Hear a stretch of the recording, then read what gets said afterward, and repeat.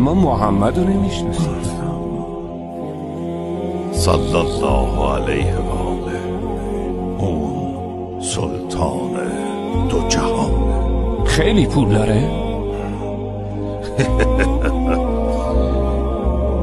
بعضی شبا گشنه میخوابید، به لباسش وصله میزد، شکم خودشو با چند تا خرما و شیر سیر میکرد. چرا بهش سلطان میگی؟ چیزی که نداشت، شکمش هم که نمیتونه سیر کنه.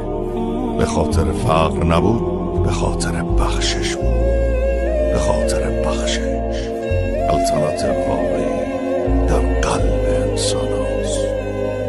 سلطان واقعی به قلب ها حکومت می‌کند. فتح واقعی هم باز کردن قفل قلب هاست. اون چنین سلطانی بود، مهربان بود، اون خوشقلب بود، نگران امتش بود. اون بچه ها را خیلی دوست می داشت.